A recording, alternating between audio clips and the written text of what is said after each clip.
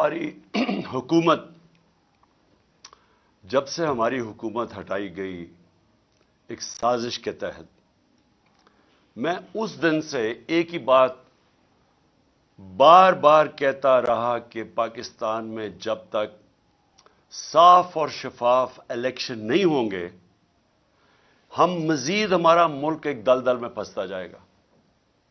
उससे पहले भी जब साजिश हो रही थी हमारी गवर्नमेंट गिराने की, तो उस वक्त जो आर्मी चीफ थे उसको मैंने समझाया कि जब भी आपने सियासी इस्तेकाम खत्म किया, एक गवर्नमेंट गिरा के, जब पॉलिटिकल इंस्टेबिलिटी, जैसी गवर्नमेंट गिरेगी पॉलिटिकल स्टेबिलिटी आएगी, मैं तब कहा कि आप कोई भी, और खास तौर पे ये लोग जिनको मैं 30 साल से जानता हूं, माशियत को नहीं संभाल सकेंगे।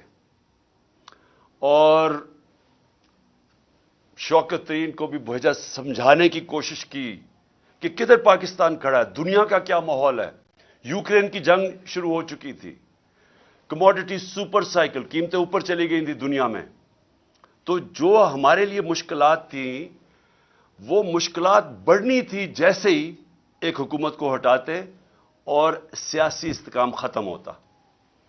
तो मैंने अपनी पूरी कोशिश की, अपनी गवर्नमेंट भी मैंने डिसॉल्व कर दी।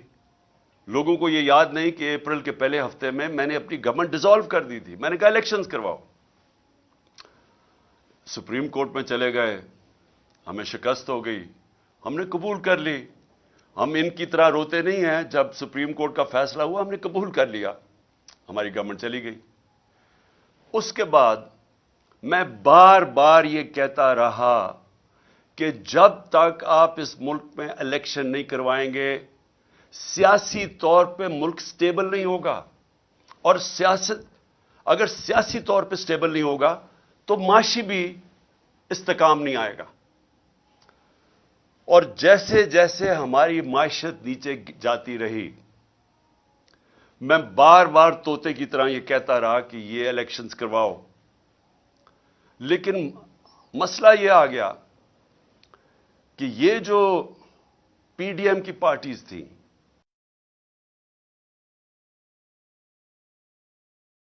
ये भी और जो इनके पीछे हैंडलर्स थे, दोनों डर गए इलेक्शंस करवाने से। और वो इलेक्शंस इसलिए नहीं करवा रहे थे कि जैसे ही अवाम खड़ी होती गई तहरीक इंसाफ के साथ, उस गवर्नमेंट के साथ, यानी कभी भी पाकिस्तान की तारीख में एक गवर्नमेंट गिराई गई हो, कभी अवाम उसके लिए नहीं निकली। यानी हमारी मैं सारी तारीख जानता हूं, मैं तकरीबन जिस तरह पाकिस्तान के साथ बड़ा हुआ हूं, जब मार्शल लॉ भी लगता था तो लोग आके मिठाइयां बांटते थे। जो भी गवर्नमेंट 90 की दिहाई में गिरती थी, लोग मिठाइयां बांटते थे। तो यह पहली दफा हुआ कि पब्लिक सड़कों पे आ गई, लाखों लोग सड़कों के ऊपर आए और उन्होंने कहा कि यह हम मानते नहीं, ये जो साजिश करके रजीम चेंज किया गया।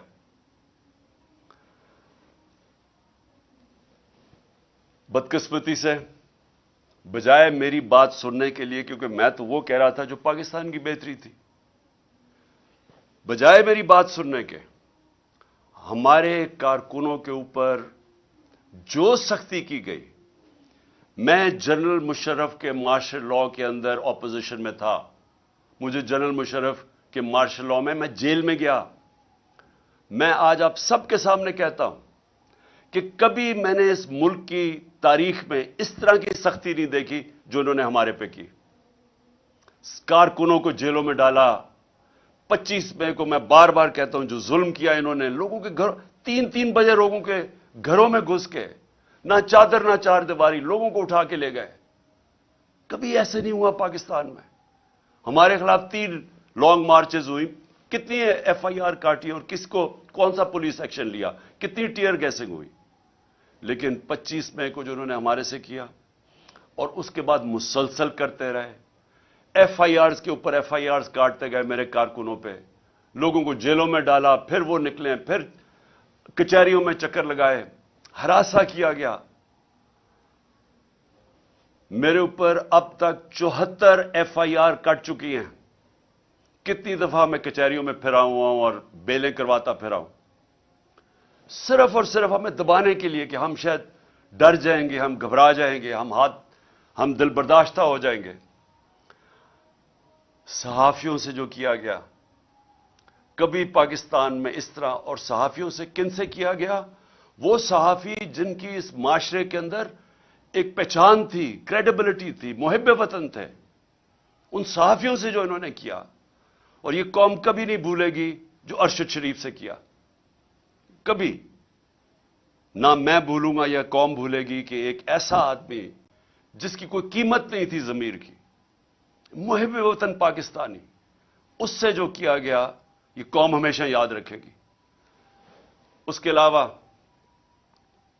اعظم سواتی، شہباز گل، ہمارے لوگوں کو جو انہوں نے پکڑ کے تشدد کیا، کسٹوڈیل ٹارچر کی گئی، اور ان سے جو ان کے سامنے جو ان کی ننگا کر کے تشدد کر کے ان کی ویڈیوز بنائی گئی۔ اعظم سواتی کی ویڈیو ہمارے ایم پی کو دکھائی گئی جس کو کہہ رہے تھے کہ نون لیگ میں چلے جاؤ، عمران خان پہ کاٹا مار دیا ہے، اس کو اس کا تشدد کرتے ہوئے اعظم سواتی کی ویڈیو دکھائی گئی۔ پھر جو نیچے گرے ہیں یہ لوگ، جو گندی ویڈیوز، جو آڈیو لیکس، جو اعظم سواتی کے گھر ان کی بیوی کو اور بیٹی کو جو گندی ویڈیو بھیجی گئی، کبھی اس ملک میں ایسے نہیں ہوا۔ اور پھر سلمان فاروقی، اس کو پکڑ کے ننگا کر کے اس کو مارا گیا، اس کو دھمکایا گیا۔ سوشل میڈیا کے بچوں سے چونکہ 17-18 سال کے بچوں کو پکڑ کے انہوں نے اٹھا کے لے گیا، ان کو مار دھاڑ کے ڈرا دھمکا کے گھر واپس بھیجا گیا۔ ایسے کبھی نہیں ہوا پاکستان میں۔ تو کوشش یہ کی گئی کہ ظلم اور خوف پھیلا کے، تو یہ جو ایک تحریک انصاف کے ساتھ قوم جڑ گئی تھی، کسی طرح تحریک انصاف کو ختم کیا جائے۔ تو میں اس لیے بھی آج اپنے کارکنوں کو خاص طور پہ مبارک دے رہا ہوں کہ جس طرح میرے لوگ کھڑے ہوئے، ہر چیز برداشت کی۔ یہ جو ہم نے جیل بھرو تحریک شروع کی، وہ جب انہوں نے شروع میں لوگوں کو جیل میں جو ہمارے لوگوں نے گرفتاریاں دیں، ہمارے لیڈرز نے دی، ان کو بھی میں خراج تحسین پیش کرتا ہوں۔ انہوں نے سب سے پہلے آگے، سب سے پہلے وہ ہوئے، تو تحریک بڑھتی جا رہی تھی۔ جس طرح تحریک بڑھ رہی تھی، گجرانوالہ، سرگودا، سائبال، اور زیادہ لوگوں نے گرفتاریاں دے رہی ہیں۔ پنڈی لوگ سامنے آ گئے، پشاور میں اتنی پبلک نکلائی، وہ پولیس گرفتاری نہ ان کو کرے، بڑھتی جا رہی تھی۔ اس سے کیا چیز ثابت ہوئی کہ یہ جو 11 مہینے میں ظلم کیا اور پھر ہمارے جو لوگوں کو جیلوں میں ڈالا، یہ جو جیل بھرو تحریک میں، ان کے اوپر خاص ظلم کیا گیا، ان کو مجرموں کی طرح رکھا گیا۔ جو میں ابھی کہانیاں سن رہا ہوں اپنے لوگوں سے، اپنے لیڈر سے، اپنے کارکنوں سے، خاص طور پہ ان کو، یعنی جس طرح کوئی فیصلہ کر کے کہ جناب یہ ہمارے کوئی دشمن ہے، وہ کیا گیا ان سے۔ کوئی پولیٹیکل پرزنر سے یہ حرکتیں نہیں کرتی جو انہوں نے جیلوں میں کی۔ میرے اوپر قاتلانہ حملہ ہوا، میں 2 مہینے پہلے سے بتا رہا تھا کہ یہ کرنے والے ہیں۔ مجھے پتا تھا کون ہے، مجھے اب بھی پتا کون ہے۔ وہ لوگ جو طاقت میں بیٹھے ہوئے ہیں اس وقت، پرائم منسٹر، انٹیریئر منسٹر، ہماری ایجنسیز کا سب سے اس وقت جو خوفناک آدمی ہے، ظالم آدمی ہے، انہوں نے پلان کر کے مجھے قتل کرنے کی کوشش کی۔ لیکن ایک پلان انسان بناتا ہے، ایک اللہ بناتا ہے۔ اس کا میں شکر ادا کرتا ہوں کہ آج تحریک انصاف ادھر پہنچ گئی ہے، اور میں پھر سے کہتا ہوں کہ میں نے ساری پاکستان کی سیاست 70 سال جیسے مجھے ہوش آئی ہے تب سے دیکھ رہا ہوں۔ کبھی پاکستان کی تاریخ میں کسی جماعت کو اللہ نے وہ عزت نہیں دی جو آج تحریک انصاف کو دی ہے۔ 37 بائی الیکشن ہوئے، 37 بائی الیکشن، ساری جماعتیں ایک طرف، الیکشن کمیشن ان کی مدد کرنے آئی، इंतजामिया ने उनकी मदद की, और जो अपने आप को न्यूट्रल्स कहते थे वो उनके साथ खड़े हुए। उसके बावजूद 37 बाय इलेक्शंस में से 30 बाय इलेक्शन तहरीक इंसाफ जीती। ये जो अभी जामपुर में इलेक्शन हुआ, वो इलाका जिधर देहाती लोग देहातों में रहते हैं, उनको पूरा डराया गया, पूरी तरह एजेंसी से जोर लगाया, पूरी तरह इन्होंने, इंतजामिया ने खौफ की फिजा बनाई, डराया, धमकाया। तो जाए पूछे जरा जामपुर में हुआ क्या। सारी पार्टीज के वोट उनसे अकेली मोहसिन लगारी तहरीक इंसाफ के कैंडिडेट की ज्यादा वोट्स थी। जो जनरल इलेक्शन में वोट पड़ी उससे भी ज्यादा पड़ गई। इससे और ज्यादा खौफजदा थे, और उन्होंने पूरी कोशिश की कि किसी तरह, जो आइन के अंदर 90 दिन का इलेक्शन का लिखा हुआ है कि जैसे ही प्रोविंशियल असेंबलीज डिसॉल्व होनी थी तो 90 दिन के अंदर इलेक्शन होना था। गवर्नर्स इनके, उन्होंने नहीं इलेक्शन की डेट दी, इलेक्शन कमीशन उसने नहीं डेट दी। आखिर में सुप्रीम कोर्ट ने फिर उसके ऊपर एक्शन लिया, और आज सारी कौम सुप्रीम कोर्ट का शुक्रगुजार है कि आपने इस मुल्क के आइन की हिफाजत की, और आपने मुल्क को इलेक्शन की तरफ लगाया, जो एक ही तरीका है। अगर पाकिस्तान को इस दलदल से निकालना है, एक ही तरीका है, इलेक्शंस। जो मैं फिर से 11 महीने से लगा हुआ हूं कहने कि इसके अलावा जो भी आप कुछ करेंगे, मजीद दलदल में फंसता जाएगा हमारा मुल्क। और आज हालात क्या है? आज अगर पाकिस्तान के आप हालात देखें तो दुश्मन भी मुल्क से वो ना करे जो इन सारी जमातों ने मिलकर किया। सिर्फ इनका मकसद था कि इनको जो करप्शन के केसेस थे इनके ऊपर, वो माफ करवाने थे। आते साथ ही अपने करप्शन के केसेस माफ करवा लिए।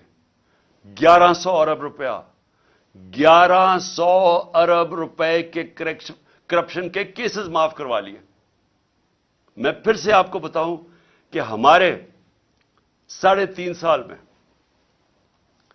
480 अरब रुपया नैब ने रिकवर किया था। पाकिस्तान की तारीख में सबसे ज्यादा पैसा नैब ने हमारे दौर में रिकवर किया था, 480 अरब रुपया। 1100 अरब रुपया और रिकवर होना था। इन्होंने असेंबली में आए और सिर्फ पहले आते साथ ही काम किया, उसकी नैब के कानून चेंज किया, अमेंड किया, नैब को खत्म किया। सिर्फ अब नैब का काम रह गया कि इंतकामी कार्रवाई ऑपोजिशन पे करे। और नैब अब कोई वो जो पैसा, जो इतना पैसा इस मुल्क का चोरी हो वापस आना था, वो इन्होंने हजम कर लिया। लेकिन उन्होंने जो मुल्क के साथ किया है, और इसीलिए ये सब इलेक्शन से डर रहे हैं। पाकिस्तान की तारीख की सबसे ज्यादा महंगाई, याद रखें, इन्होंने 2 दफा महंगाई मार्च हमारे खिलाफ की थी। आज पाकिस्तान की तारीख की सबसे ज्यादा महंगाई है। जो हम छोड़ के गए थे पिछली अप्रैल में, उसके मुकाबले में जो आज इन्होंने जो पाकिस्तान से किया है, मैं फिर से कहता हूं, यह कोई दुश्मन भी नहीं कर सकता था इस मुल्क के साथ। सबसे ज्यादा पहले मैं महंगाई के ऊपर मैं इसलिए याद कराना चाहता हूं कि घरों के अंदर हमारी माएं बहनें, वो सब देख रही हैं कि क्या हो रहा है। उनको पता है कि जो खाने, बुनियादी चीजों की मैं बात कर रहा हूं, मैं तो और गाड़ियों की और बड़ी चीजों की बात नहीं कर रहा, जो एयरलाइन टिकट महंगे हुए। मैं तो बात कर रहा हूं जो आम घर के अंदर आज चीजें इस्तेमाल होती हैं, उसमें जो महंगाई आई है, ये इस मुल्क की तारीख में नहीं आई। ये जरा मोटी मोटी चीज है कि एक आम घर के अंदर अपने, अगर फैमिली है, मेरे बच्चे हैं, तो मैं क्या, मुझे अंडे चाहिए, 135 से अंडों की कीमत गई है 246। दूध, अब दूध इस्तेमाल होता है। दूध एक ऐसी चीज है जो कि बच्चों के लिए इस्तेमाल करना चाहिए। दूध के अंदर जब से ये आए हैं उसका गया है 116 से 116 रुपए लीटर से क्या है 156 रुपए लीटर। अब याद रखें कि ये एक आम घराना जिसकी तनख्वाह है 30,000 से लाख रुपया महीना, अब उनके अंदर सोचें कि ये जो कीमतें मैं बता रहा हूं कि ये वो चीजें जो इस्तेमाल करते हैं। आटा 20 केजी का आटा हमारे दौर में 1162 रुपए, आज गया 1705 रुपए। चिकन, वो जो कभी आम आदमी अच्छे दिनों के अंदर अगर वो गोश्त खाना चाहें तो वो चिकन खाते हैं, वो 280 रुपए से गया है 460 रुपए। फिर गाड़ी इस्तेमाल करनी पड़ती है, पेट्रोल 150 रुपए लीटर से गया है 268 रुपया। 150 रुपए लीटर से गया है पेट्रोल 268 रुपए। डीजल गया है 144 रुपए लीटर से 280 रुपए लीटर। तो ये जो आम ट्रांसपोर्ट, अब इसकी वजह से सारी चीजें महंगी, जिन्होंने ऑफिस जाना है, काम करना है, सब चीजें महंगी। गैस की कीमत दुगनी हो गई है। बिजली, अब बिजली की कीमत जिस रेट पे अभी बढ़ी है और जो सरचार्जेस लगा के बढ़ रहे हैं वो तकरीबन दुगनी हो गई है। ट्यूबवेल, किसानों के लिए मैं बात कर रहा हूं, मैं सिर्फ इसलिए ये जरा मोटी मोटी चीजें बाकी मैं नहीं बताता। किसानों के लिए ट्यूबवेल, अब वो किसान ट्यूबवेल इस्तेमाल करता है, उसको अपनी फसलें उगानी होती हैं, उसको जो पैसा बचता है वो फिर वापस लगाता है। लेकिन ट्यूबवेल हमने सब्सिडाइज किया होता 8 रुपए यूनिट, 8 रुपए था ट्यूबवेल का, आज वो चला गया है 36 रुपए, 4 गुना ज्यादा महंगा हो गया। फिर हुआ क्या, मैं सिर्फ जल्दी से यह बता दूं कि आज हालात हमारे हैं क्या। जो रुपया गिरा है, हमारे 3.5 साल में डॉलर के मुकाबले में रुपया गिरा था 55 रुपए 3.5 साल में। ये याद रखें कि इन 3.5 साल में आलमी महंगाई थी, कोरोना की वजह से सप्लाई लाइंस इफेक्ट हुई थी, उसकी वजह से सारी दुनिया में महंगाई थी, जिसको कमोडिटी सुपर साइकिल कहते हैं। बिजली महंगी, सब चीजें महंगी होगी, तेल महंगा हो गया। उस वक्त, हमारे वक्त के अंदर इस महंगाई के बावजूद जो पाकिस्तान था उसके मुकाबले में आज देखें कि महंगाई आज किधर गई। उस पाकिस्तान के अंदर जो हमारी इकोनॉमी ग्रो कर रही थी 6% पे, आज वो 0 पे चली गई है।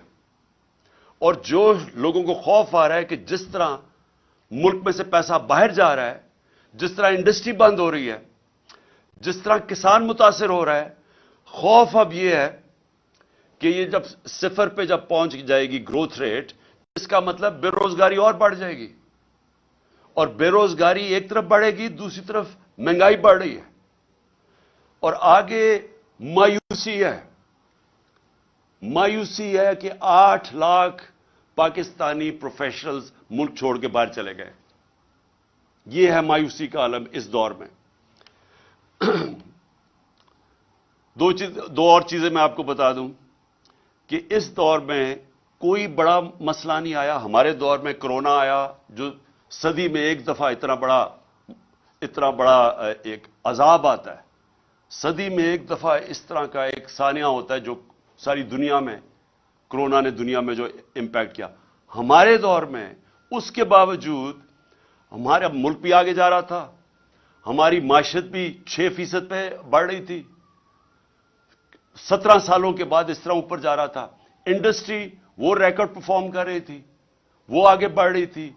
हमारा जो ज़राई पैदावार थी वो 4.5% पे थी, वो कोई 17 साल के बाद ऊपर मुल्क जा रहा था।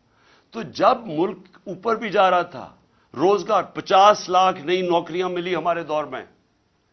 तो उस मुश्किल हालात के अंदर, कोरोना के बावजूद, कमोडिटी सुपर साइकिल के बावजूद, हम जब वो मुल्क को संभाल रहे थे, तो इनके कौन सी क़यामत आई कि आज पाकिस्तान इधर आके खड़ा हो गया। آج جو سب سے بڑا مسئلہ ہے کہ آج اگر جس طرح ہم جا رہے ہیں ابھی مزید اور مہنگائی آنے والی ہے. ابھی یہ جو روپیہ گرا ہے، حال ہی میں جو روپیہ ابھی اور گرا ہے، اس کا بھی اور امپیکٹ پڑے گا. اور بھی تیل اور پٹرول اور مہنگے ہونے لگے اور یہ مزید اور ہم دلدل میں دھستے جائیں گے. تو اس کا حل کیا ہے؟ میں آج اصل میں اپنی، کیونکہ یہ الیکشن ہماری کیمپین شروع ہونے لگی ہے، تو میں پہلے اب آپ کو بتاتا ہوں کہ راستہ کیا ہے اس میں سے نکلنے کا. قوم آج یہ پوچھ رہی ہے کہ اگر تحریک انصاف آتی ہے تو ہم کیا کریں گے، ہم کیسے قوم کو اس مشکل وقت سے نکالیں گے. سب سے پہلے جب تک اس ملک کے اندر ایک گورنمنٹ نہیں آتی جو ایک پبلک مینڈیٹ لے کے آئے، جو پبلک کی ووٹ سے آئے، جو پبلک جس پہ اعتماد کرے. پہلا تو اگر ملک کو اب اس دلدل سے نکالنا ہے، پہلے تو وہ گورنمنٹ چاہیے جس کے ساتھ پاکستان کی قوم کھڑی ہو، اور وہ صرف الیکشن سے آ سکتی ہے. میں یہ امید رکھ رہا تھا کہ جب 2 صوبوں کے اندر الیکشن اب سپریم کورٹ نے کہہ دیا اور وہ ہوں گے انشاءاللہ 30 اپریل کو، تو میں امید یہ رکھ رہا تھا کہ اتنی ان میں عقل آ جائے گی کہ بجائے 60% پاکستان میں الیکشن ہو، جنرل الیکشن کر دیں. اس سے ملک میں، کیونکہ جنرل الیکشن ہوگا تو ملک کے اندر استحکام آئے گا. کیونکہ جو بھی ہم کریں گے، جب تک ایک گورنمنٹ، ایک پاکستان کے اندر نیشنل الیکشنز ہو کے ایک گورنمنٹ نہیں آتی تو سیاسی استحکام نہیں آنے لگا. اور وہ سیاسی استحکام الیکشنز میں آئے گا اور اس کے بعد معاشی استحکام آئے گا. تو پہلا قدم تو یہ ہے کہ الیکشنز کروا کے ایک گورنمنٹ آئے پبلک کا مینڈیٹ لے کے، جو 5 سال کے لیے آئے، اور اس کے ساتھ اس کو عوام اس کے اوپر اعتماد رکھے کہ یہ مسئلے حل کرے گی. پھر یہ پہلا قدم ہے اس دلدل سے نکلنے کا. کیونکہ اس سے کیا ہوگا؟ اس سے ایک عوام کے اندر اعتماد آ جائے گا کہ اب یہ گورنمنٹ 5 سال کے لیے آ گئی. ہمیشہ یہ یاد رکھے کہ معیشت کے لیے سرٹنٹی، انگریزی کا لفظ ہے سرٹنٹی. جب تک لوگوں کو یہ اعتماد نہیں ہوتا کہ میں اگلے 2 3 4 5 سال تک یہی رہے گی حکومت، یہی پالیسیز رہیں گی، جب تک یہ اعتماد نہیں ہوتا، جو بزنس مین ہے، جو انویسٹر ہے، وہ پیسہ اپنا نہیں لگاتا. کیونکہ انویسٹر ہمیشہ سب سے زیادہ ایک ایسی چیز ہے جو سب سے زیادہ موسم کو دیکھ کے گھبراتا ہے کہ آگے کیا ہوگا. کیونکہ اس نے آج پیسہ لگانا ہوگا تو وہ پیسے کے اوپر جب اس کی آمدنی واپس آنی ہے تو وہ ٹائم لگتا ہے. تو اس کے لیے سب سے زیادہ سیاسی استحکام چاہیے، اور وہ تب آتا ہے الیکشن سے، جب ایک ملک میں ایک سٹیبل گورنمنٹ آئے. تو پہلا قدم تو یہ ہے کہ اس وقت پاکستان کے لیے نمبر 1 چیز یہ ہے کہ ہم پولیٹیکل سٹیبلٹی لے کے آئیں. تو اس کے لیے الیکشنز کی ضرورت ہے. دوسری چیز، اب میں آپ کو بتا رہا ہوں کہ ہم نے اس میں سے نکلنا کیسے ہے. یہ جدھر ہم پہنچ گئے ہیں، جدھر یہ امپورٹڈ حکومت نے اس ملک کو آج پہنچا دیا، اپنے تو پیسے انہوں نے سارے کرپشن معاف کروا لی ہے، لیکن اب آگے تو ان کے پاس اب کوئی راستہ رہا ہی نہیں ہے. یہ تو جو بھی جب سے آئے ہیں جو باتیں کہتے رہے ہیں، وہ ملک تو مزید اور نیچے جاتا رہا. بڑا شور مچایا تھا کہ 200 سے میں نیچے لے کے جاؤں گا ڈالر کو. تو ڈالر تو آج جس طرح حالات نظر آ رہے ہیں وہ تو 300 پہ پہنچنے لگا. اور اس کے جو اثرات، پھر سے میں کہہ دوں کہ جب ڈالر، جو عام لوگوں کے میں بتا رہا ہوں کہ جب ڈالر 300 کا پہنچ جائے، یا ابھی بھی جو 280 کا پہنچ گیا تقریباً، تو اس کا مطلب سب سے بڑی چیز تیل مہنگا. تیل کا مطلب ڈیزل اور پٹرول مہنگا، پھر بجلی مہنگی. تو یہ تو پھر جو چیز آپ باہر سے لے کے آتے ہیں وہ سب چیزیں مہنگی، اور اس سے پھر ٹرانسپورٹ مہنگی. تو وہ ساری مہنگائی شروع ہوتی ہے جب آپ کا روپیہ گرتا ہے. باہر سے جو آپ چیزیں امپورٹ کرتے ہیں وہ ساری مہنگی ہو جاتی ہیں، اور جو سب سے بڑا امپیکٹ پڑتا ہے اس کا، وہ گھروں کے اوپر تب پڑتا ہے کہ جب بجلی، پٹرول، گیس سب مہنگے. دوسری چیز دیکھیں، اس کے لیے اگر ہم نے اب پاکستان کو جو حالات اب آ گئے ہیں اور جو سارے باہر کے جو ادارے ہیں جن کو موڈیز ہے یا یہ جو فچ ہے، یہ جو فیصلہ کرتے ہیں کہ ملک کی معیشت کی حالت کیا ہے، تو وہ جو فیصلہ کرتے ہیں کہ ملک میں کتنی سکت ہے، اس کی معیشت آگے بڑھ سکتی ہے یا یہ نیچے جا رہی ہے، تو وہ سارے اداروں نے آج پاکستان کو نیچے لے گئے ہیں کہ ڈیفالٹ کرنے لگا۔ ڈیفالٹ کا مطلب کہ جو ہم نے قرضے لیے ہوئے ہیں وہ اب واپس نہیں کر سکتے، ہمارے پاس آمدنی نہیں ہے وہ قرضے واپس کرنے، کیونکہ ہماری جو معیشت ہے وہ سکڑتی جا رہی ہے۔ گروتھ ریٹ کم ہونے کا مطلب معیشت کا سکڑنا۔ آپ مثلا مسئلہ اس وقت میں پھر آپ کو پہلے سمجھا دوں کہ مسئلہ کیا پاکستان کا۔ پاکستان کا مسئلہ یہ ہے کہ جو ملک میں ڈالرز آتے ہیں وہ کم ہیں اور جو ملک سے باہر ڈالرز جاتے ہیں وہ زیادہ ہیں۔ تو اس کا مطلب کیا ہوتا ہے کہ ہمارا ڈالر کے اندر خسارہ ہو جاتا ہے، جس کو کرنٹ اکاؤنٹ ڈیفیسٹ کہتے ہیں۔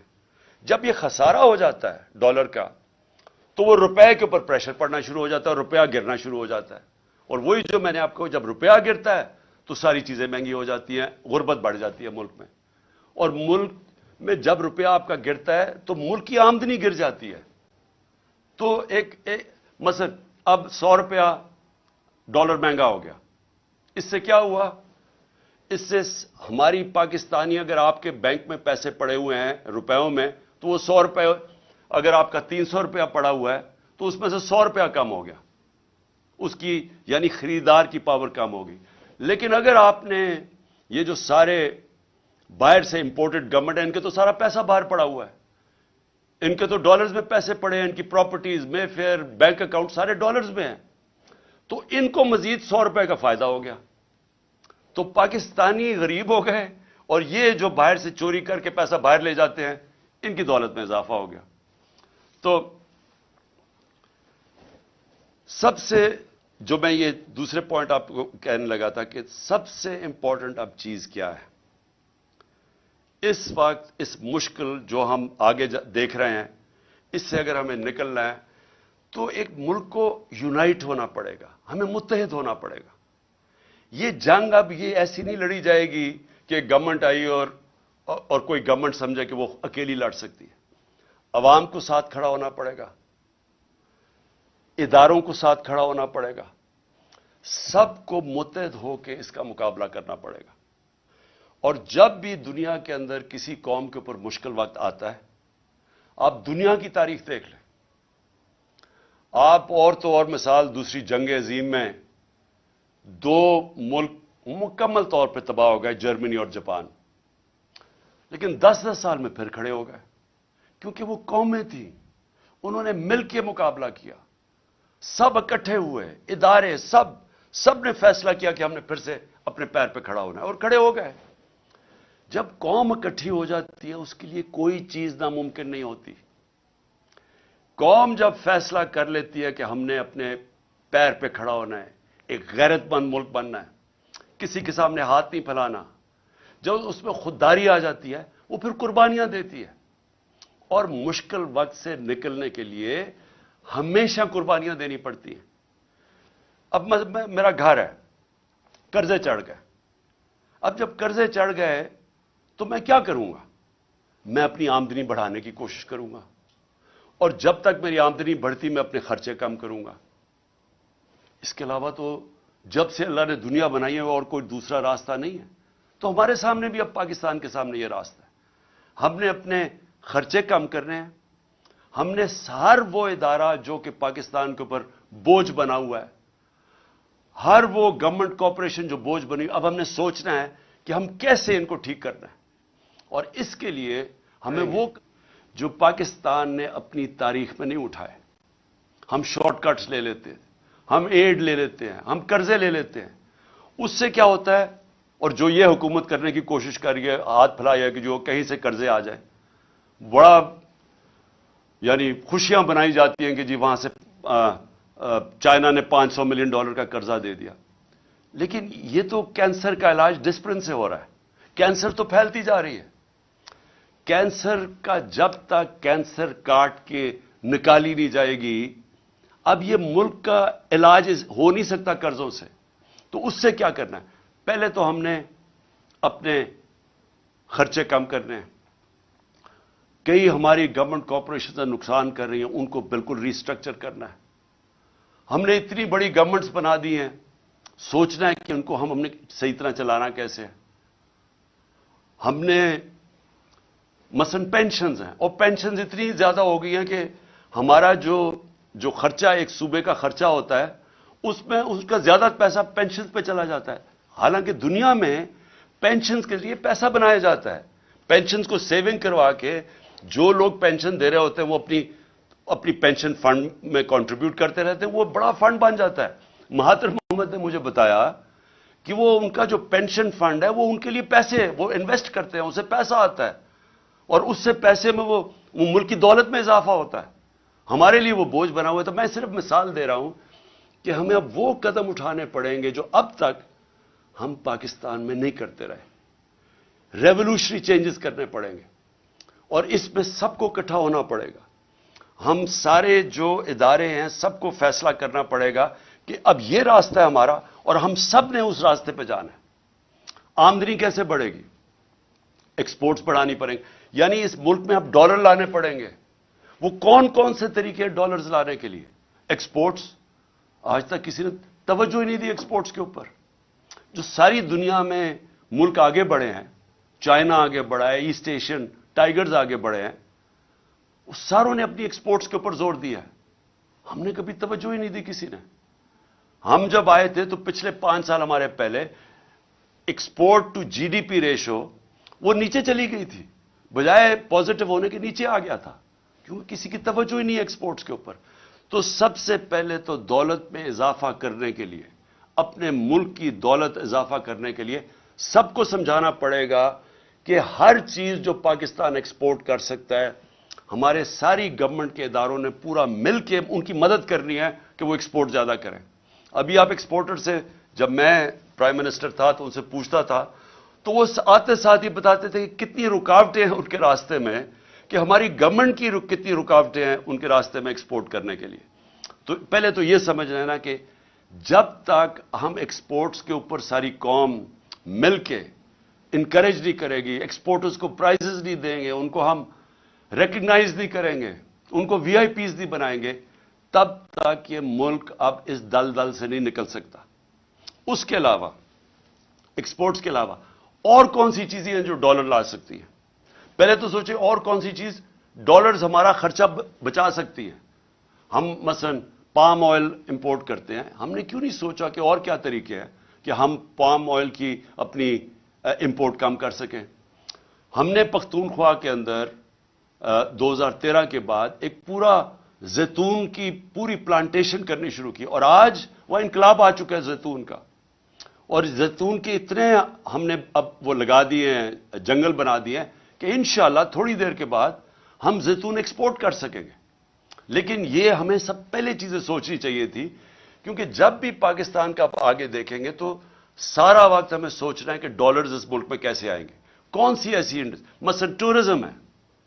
سوئٹزرلینڈ صرف ٹورزم سے 60 سے 80 ارب ڈالر کماتا ہے ٹورزم سے. ہمارا جو پہاڑی علاقہ ہے, یہ جس کو ہم ناردرن ایریاز کہتے ہیں, وہ دگنا ہے سوئٹزرلینڈ سے, اس سے زیادہ خوبصورت ہے. لیکن ہم تو کوئی پیسہ نہیں کماتے اس سے, کیونکہ ہم نے کسی نے سوچا ہی نہیں ہے. ہمارے جو اس ملک میں صاحب اقتدار, ہماری ایلیٹ, وہ ساری گرمیاں تو گزارتی ہے جا کے انگلینڈ میں اور یورپ میں چلی جاتی ہے. کسی کو پتہ ہی نہیں ہے کہ ہم کس طرح کی, اللہ نے ہمیں کس طرح کی نعمتیں دی ہوئی ہیں جو ہمارے ہیں. تو ہم نے کبھی سوچا ہی نہیں ہے اس کا. تو ایکسپورٹس بڑھانا, ٹورزم, پھر جس طرح میں نے کہا پام آئل, زیتون, ہر چیز وہ جو ہم باہر سے امپورٹ کرتے ہیں پاکستان میں ہر کچھ ہم اگوا سکتے ہیں. ہم نے کبھی اس کے اوپر نہیں سوچا. ہمارا سارا تقریباً کتنے 100 کلومیٹر کا ہمارا سمندر ہے, ادھر ہم سارا پام آئل اگا سکتے ہیں, کبھی کسی نے سوچا نہیں.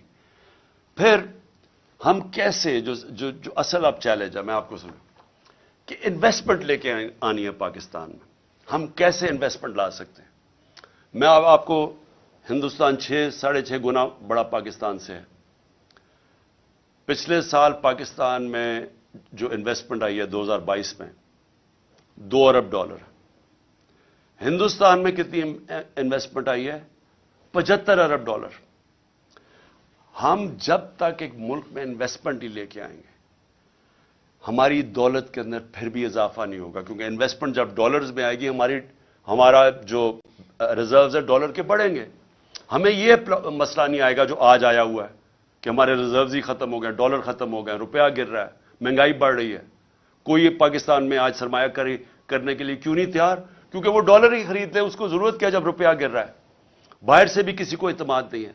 تو تب جب انویسٹمنٹ جب تک پاکستان میں ہم نہیں لے کے آئیں گے صحیح معنی میں ہماری دولت میں اضافہ نہیں ہوگا.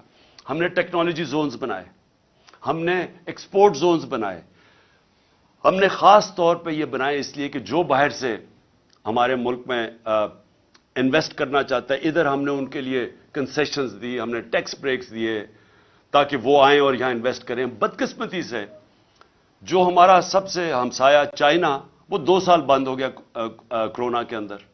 جب کرونا آیا تو چائنا کے اندر تقریباً آنا جانا مشکل ہو گیا, ان کے کوارنٹین کے اتنے مشکل لاز تھے. تو وہ ہم نے وہ 2 سال مس کر دیے. لیکن فیوچر کے اندر ٹیکنالوجی زونز اور ایکسپورٹ زونز جو ہم نے مختص کیے ہوئے علاقے, ان کے اندر جس طرح چائنا جب آگے بڑھا تھا تو اس نے انوائٹ کی تھی انڈسٹری جو ان کی ایکسپورٹ زونز کے اندر آ کے انہوں نے پھر ایکسپورٹ شروع کی, اور اسی طرح چائنا کی یہ 30-35 سال پہلے انہوں نے کی اور آج کہاں سے کہاں پہنچ گئے. تو ایکسپورٹ زونز ہیں, ٹیکنالوجی زونز, اور ٹیکنالوجی کی اب ذرا میں ٹیکنالوجی یہ دیکھیں, آئی ٹی ایکسپورٹس. ہم نے ان کی پہلی دفعہ آئی ٹی کی مدد کی, جو آئی ٹی کی کمپنیز تھیں ہم نے ان کو انسینٹیوز دیے, تو ہماری 75% ایکسپورٹس بڑی آئی ٹی کی, اور بدقسمتی سے آ کے اس حکومت نے وہ ختم کر دیے جو انسینٹیوز دیے ہوئے تھے. ہندوستان کی آئی ٹی کی صرف ایکسپورٹس $150 ارب ہے جو وہ آئی ٹی ایکسپورٹس کرتی ہے. تو ہمارے پاس ایک ینگ پاپولیشن ہے, نوجوان آبادی ہے, ہمارے پاس بڑے آرام سے اگر ہندوستان کر سکتا ہے ہم کم از کم $20-30 ارب تو ایکسپورٹ کر سکتے ہیں. کبھی کسی نے توجہ نہیں دی, تو اس کے اوپر ہم زور لگا رہے ہیں اور ہم نے آخری 2 سال کوشش بھی کی. لیکن یہ جو میں انویسٹمنٹ کی پہلے بات کر رہا ہوں, دیکھیں یہ کیسے انویسٹمنٹ آئے گی پاکستان میں؟ ہمیں ایک ماحول بنانا پڑے گا. وہ ماحول کیسے بنے گا؟ ہمیں اس ملک میں رول آف لا قائم کرنا پڑے گا. اگر اب پاکستان نے آگے بڑھنا ہے تو یہ جو میں انصاف کی تحریک 26 سال پہلے چلائی تھی, یہ آپ سمجھ جائیں کہ جس ملک کے اندر انصاف ہے, قانون کی حکمرانی ہے, وہ ملک ترقی کر جاتے ہیں, وہ خوشحال ہے. جن ملکوں کے اندر جنگل کا قانون ہے, بنانا ریپبلکس ہیں, جس کی لاٹھی اس کی بھینس ہے, وہ جتنے مرضی آپ وسائل ان ملکوں میں قائم رکھ دیں وہ ملک آگے نہیں بڑھ سکتے. میں یہ بار بار آپ کے سامنے یہ کہتا رہا ہوں کہ جو مدینہ کی ریاست میرے نبی صلی اللہ علیہ وسلم نے بنائی تھی اس کی بنیاد عدل اور انصاف تھا. اللہ اس لیے حکم کرتا ہے کہ ان کے سنت پہ چلو, سیکھو کہ انہوں نے وہ دنیا کے سب سے عظیم لیڈر تھے, انہوں نے وہ کام کیا جو دنیا میں کسی انسان نے نہیں کر سکا. انہوں نے اس ملک کو کہاں سے, اب مدینہ کو دنیا کی امامت کی وہاں سے اٹھ کے ان لوگوں جن کی حیثیت کوئی نہیں تھی. تو سب سے پہلے مدینہ میں عدل اور انصاف قائم کیا. آج اب دنیا اٹھا کے دیکھ لیں, جن ممالک کے اندر رول آف لا ہے وہ خوشحال ہیں, اور جن ممالک کے اندر جس طرح ہمارے آج حالات ہیں کہ این آر او مل جاتا ہے. کیوں نہیں جی, کس یورپین ملک میں کبھی سنا ہے این آر او کسی کو ملتا ہوا؟ کبھی امریکہ میں سنا ہے, سوئٹزرلینڈ میں سنا ہے, کبھی سنا ہے کہ آپ چوری کریں, ملک کی دولت چوری کرو اور آپ کہیں جی میں قانون سے اوپر ہوں؟ اس کو جنگل کا قانون کہتے ہیں. کبھی سنا ہے اپنے پاکستانی آپ کے باہر ہیں, 1 کروڑ پاکستانی باہر بیٹھا ہوا ہے, کبھی ان سے پوچھیں کہ یورپ, انگلینڈ, امریکہ, ناروے, آسٹریلیا, کبھی قبضہ گروپ کا نام سنا ہے؟ کبھی کوئی طاقتور کمزور کی زمین پہ قبضہ کر سکتا ہے؟ کیونکہ انصاف ہے وہاں. کیوں آپ کے لوگ یہاں سے پوری ہر قسم کی کوشش کرتے ہیں باہر جانے کے لیے؟ ابھی مجھے افسوس ہوا، ہماری ایک ہاکی پلیئر تھی، ترکی سے جاتے ہوئے اٹلی، وہ ان کی کشتی ڈوب گئی، اس میں پتہ نہیں کتنے 26 پاکستانی بھی ڈوب گئے، اور وہ ہماری ہاکی پلیئر بھی ڈوب گئی. تو کیوں سوچا کہ کیوں اتنے لوگ چانس لیتے ہیں؟ ہر روز آپ پڑھتے ہیں کہ وہ کشتیوں میں جانے کی کوشش کر رہے ہیں یورپ میں، اور وہاں راستے میں ڈوب جاتے ہیں. کیوں جاتے ہیں؟ وہاں پیسے تو کوئی بانٹ نہیں رہا. ان ملکوں کے اندر انصاف ہے. انصاف کا مطلب کیا ہے؟ کہ میں اگر محنت کروں گا مجھے محنت کا پھل ملے گا. وہ ایسے ملک ہیں جب آپ، جس کو آج ایک لفظ استعمال کیا جاتا ہے، level playing field. Level playing field تب آتی ہے جس ملک کے اندر رول آف لا ہوتا ہے، انصاف ہوتا ہے. جب ایک ملک کے اندر انصاف ہوتا ہے لوگوں کو تحفظ ملتا ہے، ان کے جس کو فنڈامنٹل رائٹس کہتے ہیں، بنیادی حقوق کو ان کے ملک کا قانون حفاظت کرتا ہے ان کی. جب مجھے پروٹیکشن ملتی ہے تبھی میں آزاد ہوتا ہوں، اور آزاد لوگ ہی بڑے کام کرتے ہیں. تو جو بنیادی چیز انصاف دیتا ہے وہ آزادی دیتا ہے، وہ ایک انسان کو لیول پلئنگ فیلڈ دیتا ہے. وہ پھر اس جدھر انصاف ہوتا ہے ادھر انویسٹمنٹ جاتی ہے، لوگ ادھر جا کے اپنی فیکٹریاں لگاتے ہیں کیونکہ ان کو تحفظ ہوتا ہے، ان کو ایک قانون، ایک ملک کی عدالتوں پہ اعتماد ہوتا ہے کہ میں اگر یہاں سرمایہ کاری کروں گا تو مجھے حفاظت ملے گی. تو جب ایک ملک کے اندر ایک اسمالر، اور ملک کی جو ریڑھ کی ہڈی ہوتی ہے وہ اسمال اور میڈیم انڈسٹری ہوتی ہے، جو میڈیم چھوٹی صنعتیں ہوتی ہیں، وہ سب سے زیادہ لوگوں کو روزگار بھی دیتی ہیں اور وہ ریڑھ کی ہڈی ہوتی ہے. تو جب ایک ملک کے اندر انصاف نہیں ہوتا، کانٹریکٹ انفورسمنٹ نہیں ہوتی، عدالتیں ان کو تحفظ نہیں دیتی، جو پالیسیز پریڈکٹیبل نہیں ہوتی، آگے یعنی آج ایک قانون بنا کل دوسرا بنا، آج ایک ٹیکس کا نظام ہے کل دوسرا بنا، اس ملک کے اندر سب سے پہلے جو کچلے جاتے ہیں وہ چھوٹی صنعتیں ہیں، اسمال اور میڈیم انڈسٹری. اور جب ایک ملک میں انصاف، کانٹریکٹ انفورسمنٹ، لوگوں کو تحفظ دیتے ہیں، وہ پھر ترقی کرتے ہیں ملک، ادھر خوشحالی آتی ہے. شیر شاہ سوری کی اگر آپ کہانی پڑھیں، وہ ہندوستان کا سب سے عظیم، ایک بڑے بڑے ہندوستان کے حکمرانوں میں سے ایک شیر شاہ سوری تھا. تو اس کی اگر اس کی جب زندگی پڑھیں تو شروع کدھر سے ہوا تھا؟ اس کے باپ کی جاگیر تھی، باپ نے اس کو کہا کہ جاگیر سنبھالو. یہ بہار کے اندر جاگیر تھی. اس نے وہ جاگیر کے اندر سب سے پہلے کام کیا؟ اس نے جو بڑے بڑے ڈاکو تھے ان ساروں کو ختم کیا. اس نے اپنے جاگیر کے اندر قانون کی حکمرانی قائم کر کے لوگوں کو تحفظ دیا. جو سارے ارد گرد کی جاگیروں کے جو صنعت کار تھے، جو سرمایہ کار تھے، وہ سارے اس کی جاگیر میں آ گئے. انہوں نے وہاں جا کے پیسہ لگانا شروع کر دیا، وہ سب سے خوشحال ہو گئی. ادھر سے شیر شاہ سوری کا نام اوپر آیا. تو آج بھی اگر آپ سوئٹزرلینڈ چلے جائیں، یورپ چلے جائیں، جو میں نے دیکھا ہے وہاں پیسے نہیں لوگ بانٹ رہے.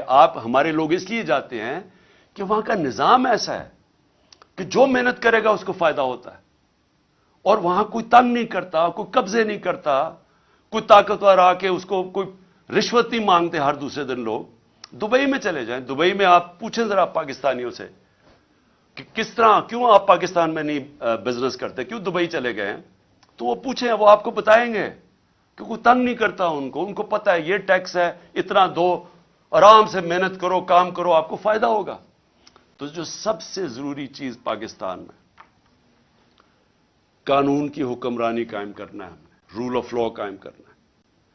یہ مجھے بڑے لوگوں نے میرے سے پوچھا کہ جی یہ آپ کیسے قائم کریں گے؟ یہ میں 26 سال سے کوشش کر رہا ہوں. میں نے لوگوں کو، میرے سے جب بات کرتے ہیں کہ جی عمران صاحب دیکھیں آپ یہ اپوزیشن ہے، آپ ان سے بات کیوں نہیں کرتے؟ میں ان سب کو اب سے نہیں پہلے سے بھی کہہ رہا ہوں کہ پولیٹیشین سب سے بات چیت کرتا ہے. پولیٹیشینز کسی سے کٹی نہیں کرتا. پولیٹیشینز کا کام ہوتا ہے سب سے بات کر کے اپنے موقف کے ارد گرد لانا، یا ان کی بات سننا، اپنی سننا، اور پھر کوئی بیچ میں کوئی گراؤنڈ پہ پہنچنا. لیکن جو لوگ ملک کا پیسہ چوری کرتے ہیں, آپ ان کے ساتھ کیسے سمجھوتا کر سکتے ہیں؟ مجھے اگر یہ بار بار, جب 3.5 سال میں گورنمنٹ میں تھا, مجھے بار بار کہتے رہے کہ جی ان کو آپ این آر او دے دیں. جنرل باجوہ نے کہا کہ ان کو این آر او دے دو. وہ جب میں ان سے بات کریں, ہم نے فیٹف کا بل پاس کرنا ہے, وہ کہتے جی این آر او دے دو. میں این آر او نہیں دے سکتا, کیونکہ میرا پیسہ انہوں نے نہیں چوری کیا, پیسہ عوام کا چوری کیا ہے. میں کون ہوتا ہوں کہ عوام کا پیسہ ان کو معاف کر دوں؟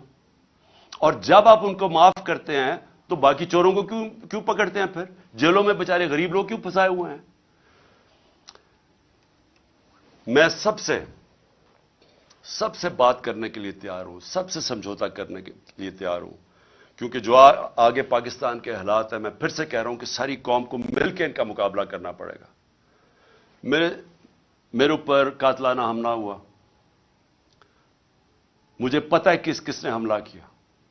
میرے اوپر حملہ ہوا, میں معاف کرنے کے لیے تیار ہوں ملک کی خاطر, کیونکہ ہمارے نبی صلی اللہ علیہ وسلم نے, جن کے ہم امتی ہیں, انہوں نے جب فتح مکہ ہوا تو انہوں نے جن لوگوں نے ان کے اوپر ظلم کیا تھا, انہوں نے سب کو معاف کر دیا. نیلسن منڈیلا نے اسی سنت پہ چلتے ہوئے, کیونکہ وہ تو رحمت العالمین ہے نا, وہ تو سب انسانوں کے لیے ایک رحمت بن کے آئے تھے. تو نیلسن منڈیلا نے جب 27 سال جیل میں گزارے, جب وہ باہر نکلا تو اس نے سب کو معاف کر دیا جنہوں نے اس کے اوپر ظلم کیا تھا. اور اس نے یہ کہا کہ ٹروتھ اینڈ ریکنسیلیشن, بس یہ سچ بول دو کہ آپ نے یہ ظلم کیا ہے تو ہم آپ کو معاف کر دیتے ہیں. ساؤتھ افریقہ کو بچا گیا, وہاں خون خرابہ ہونا تھا. آج بھی پاکستان جدھر کھڑا ہے اس وقت ملک کو اکٹھا ہونا ہے. تو میرے لیے, میں اپنی اگر ذات کے لیے پالیٹکس کر رہا ہوتا تو میں بھی کہاں جی اس کو میں نہیں چھوڑوں گا تو اس سے میں بدلہ لوں گا تو فلانے سے لوں گا. یہ میری ذات کی بات نہیں ہے, یہ ملک کی بات ہے. اور ملک آج ادھر کھڑا ہے. پاکستان کی تاریخ میں اتنا برا وقت پاکستانیوں پہ نہیں آیا. اس وقت جو اندازہ یو این ڈی پی اندازہ لگا رہی ہے کہ 1 کروڑ لوگ غربت کی لکیر سے نیچے چلے جائیں گے. ایک اندازے کے مطابق 50 لاکھ لوگ ان کو وہ بھوکے رہ جائیں گے, جو آج کل حالات ہے. تو ہم سب کی ذمہ داری ہے کہ اپنے ملک کے لوگوں کی جو اس وقت مشکل حالات میں ہیں, جو مہنگائی میں وہ حالات ہیں جو کبھی پاکستان میں نہیں تھے, ہمیں ان کو سامنے رکھنا ہے, اپنی ذات کے اوپر نہیں آنا. ان کے لیے ہمیں ملک کو اکٹھا کرنا ہے. ہم نے آگے اس ملک کو پیر پہ کھڑا کرنا ہے تو شروع ادھر سے ہوگا جدھر ایک سارے ادارے مل کے اب فیصلہ کریں. عدلیہ, ہماری عدلیہ کا بہت بڑا رول ہے. جوڈیشل ریفارمز چاہیے. ہم اپنی عدلیہ کے اندر ریفارمز کریں تاکہ انویسٹر آئے. سب سے زیادہ پاکستان کا اثاثہ میرے پاکستانیوں یاد رکھیں اوورسیز پاکستانی ہیں. یہ جو آپ کے تقریباً 1 کروڑ پاکستانی باہر بیٹھا ہوا ہے, ان کا پیسہ ڈالروں میں کمایا جا رہا ہے. یہ اتنا بڑا اثاثہ ہے کہ ہم تھوڑی عقل استعمال کر لیں, ملک میں ماحول ٹھیک کر دیں, جس کو کہتے ہیں انویسٹمنٹ انوائرمنٹ ٹھیک کر دیں, ایز آف ڈوئنگ بزنس کر دیں. ہم ان کے لیے رکاوٹیں کم کر دیں. ہم اپنی بیوروکریسی کو, سول سروس کو, اپنی عدلیہ کو, اپنی فورن مشنز جو بیٹھی ہوئی ہیں, ہماری جو فورن ایمبیسیز ہیں, سب کو لگا دیں کہ ہم نے ان کو سہولتیں دینی ہیں پاکستان میں, تاکہ یہ اب پاکستان میں سرمایہ کاری کریں. آپ کو اندازہ نہیں کہ اس ملک میں کتنا پیسہ آ سکتا ہے. جو ہم تھوڑے تھوڑے ڈالرز کے لیے ذلیل ہو رہے ہیں دنیا میں, ایک دفعہ بیرون ملک پاکستانیوں کے لیے ہم ماحول بنا دیں, اس ملک میں اتنا پیسہ آ سکتا ہے, ڈالرز آ سکتے ہیں کہ ہمیں کبھی آئی ایم ایف کے پاس جانا نہ پڑے.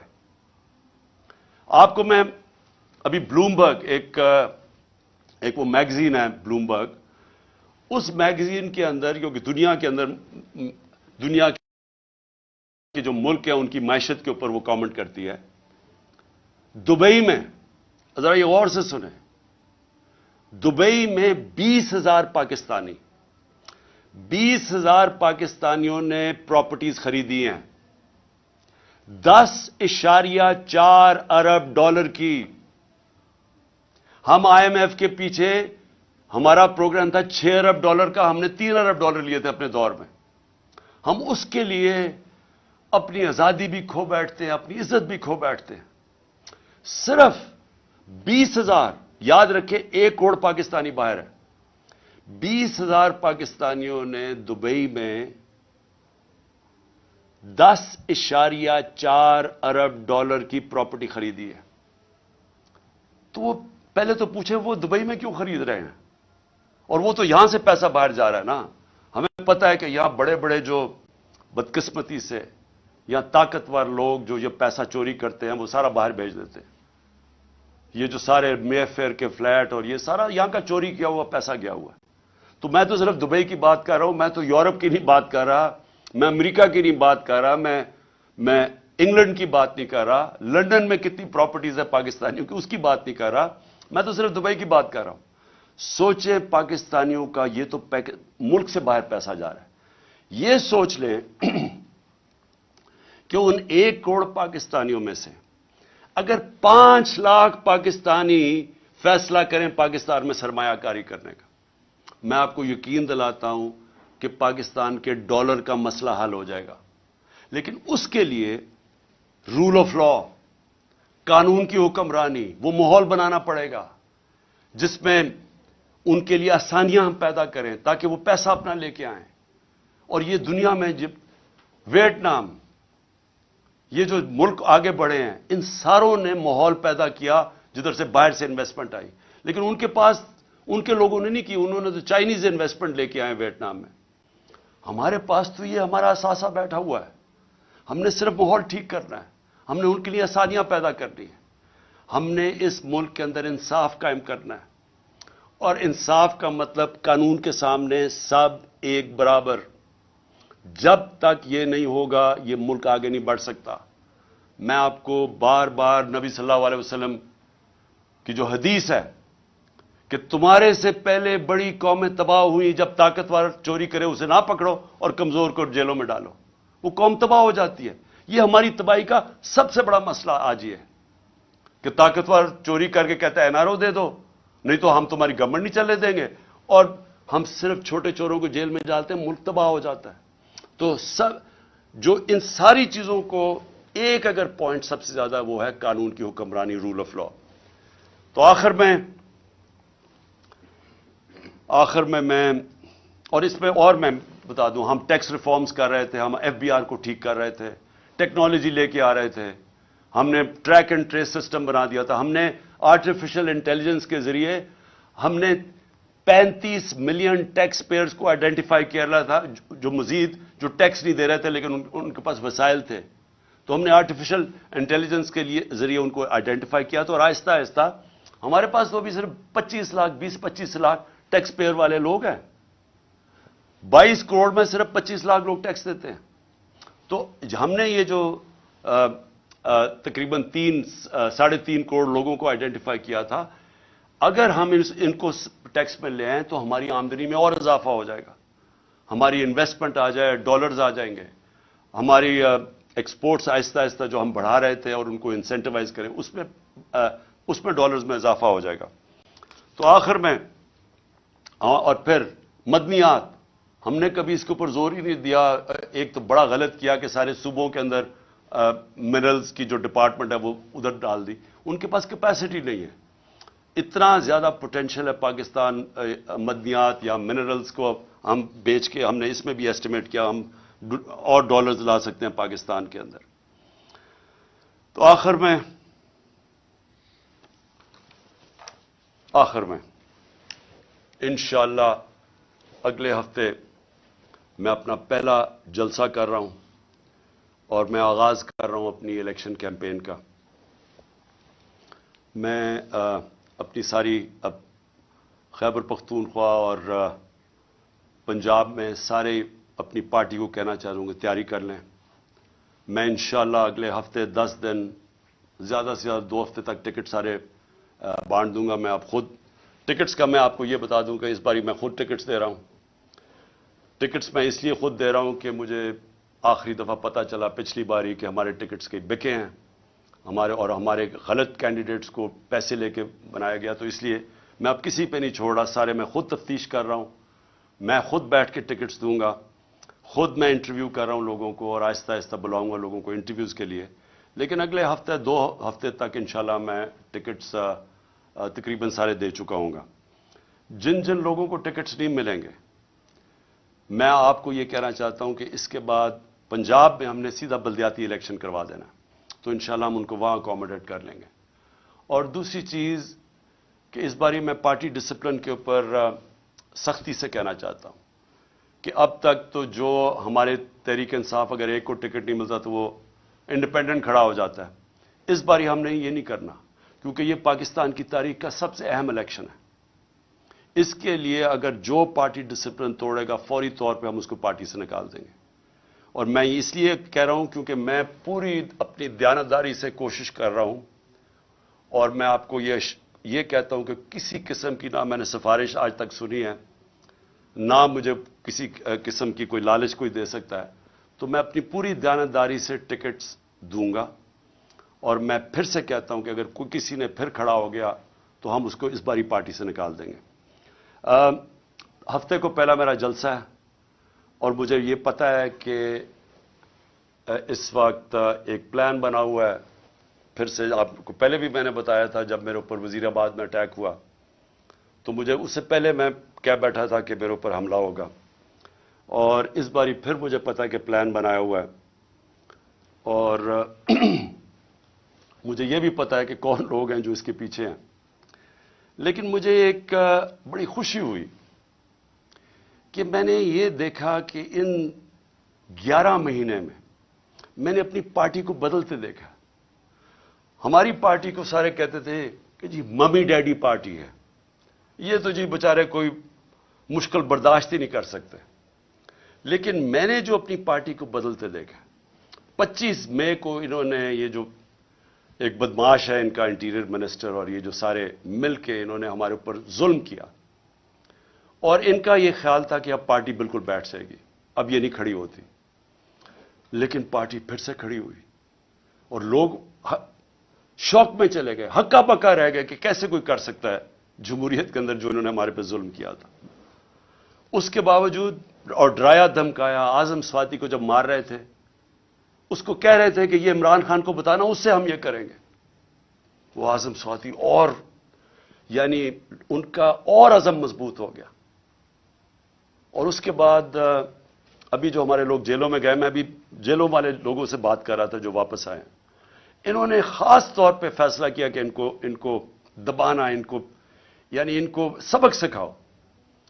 मुजरिमों से ज्यादा इन्होंने हमारे ऊपर सख्ती की जेलों के अंदर।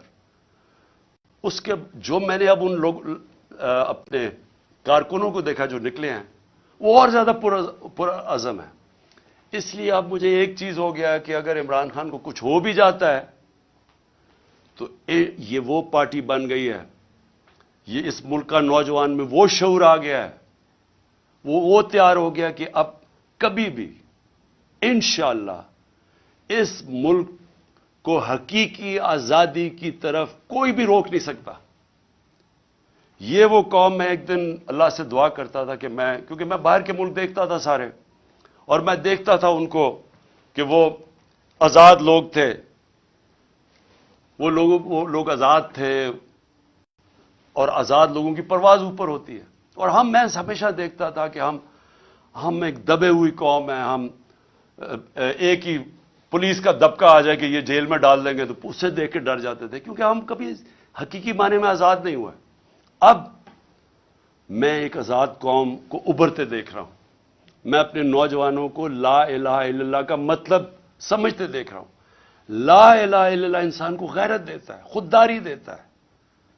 ये जो खौफ का सबसे बड़ा जो गुलामी इंसान करता है, वो खौफ की बुत की गुलामी करता है। मैंने उससे आजाद होते देखा लोगों को। इसलिए मुझे ये फिक्र नहीं है कि जो भी आगे रास्ता होता है, मुझे पता है कि जो ये अब कौम निकल रही है, अब इसको कोई गुलाम नहीं बना सकता।